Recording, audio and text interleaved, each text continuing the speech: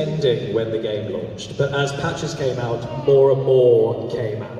I would say the ending that people thought that they campaigned for was already recorded and in the bag before you even noticed it was missing. Well, that's the thing. So I wanted to ask about that. So you must have known that those were all there, but you can't talk about them. Correct. So you were sort of going, yep, that's how it ends.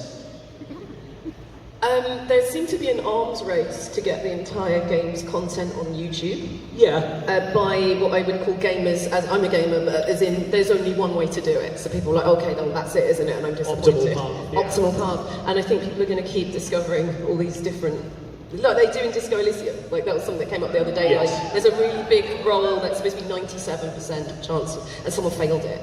And then they were like, oh my god, you've got this amazing addition to the thought cabinet. You've just unlocked this thing that no one's played. So keep failing, it's fun.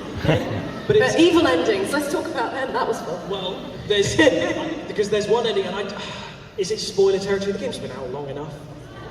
It's whisper in my ear. So as I talk about it, I like you lighting a cigar, like the most badass ending. Do you know what it is? Is it sunglasses away from being the coolest shot in media ever? There's going to be a mod for that now that you've said it. Yeah, you're right. Get on it. Someone, would it be aviators, mirror? Yeah. Cool, please, thank you. And then you got to expect that on my desk by the end of the day. Thank you. No, I remember seeing that and going, so how cheesy? It was Kirsty Gilmore directing that and doing movement direction as well. And she said, oh, geez, please do all of it. And I went, yeah, okay. Well, because there's the other ending, which I think is the sort of standard Karlach ending that a lot of people experience near the beginning, is sort of on the dock where the infernal engine is just burning up, and it's sort of sad, but not. You're not really crying as Karlach, but you're really saying emotions. It made me cry. Oh, good. So it's one of those really sad things. So how do you approach doing that without yourself also sort of gushing with emotion, but keeping it just purely the character? I mean, really, just technically, it was about, like, she's in a lot of pain because it's literally burning her up, and it's about getting that message out, like making sure I don't really want to spoil for anyone that's said, but making sure she said what she needs to say before she goes, and that was really it. But I'll tell you what, when I went in the room, and again, I'm trying to avoid spoilers, and people were a bit teary. They were like, we got your scene today, and I went, okay, and knowing it was this game, thinking, well, everyone gets a scene like that, right?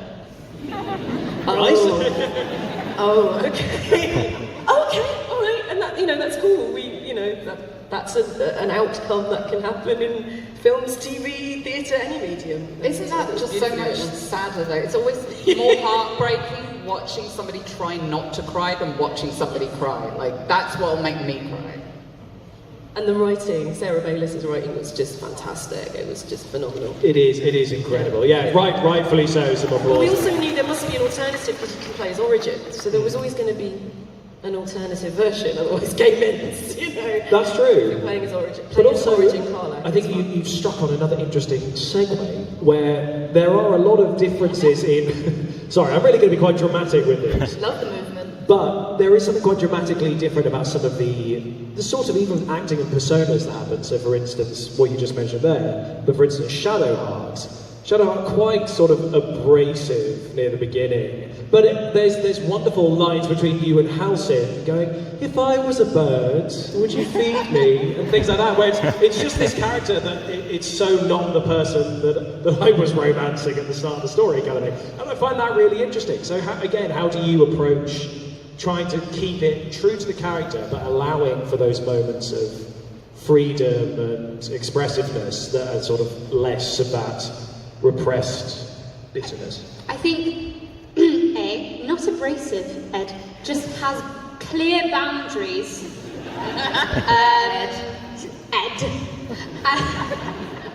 I'm really fired, aren't I? You are going to be sacked. No, you can stay, Ed. We're just joshing. It's like the beginning of the game when we're abrasive.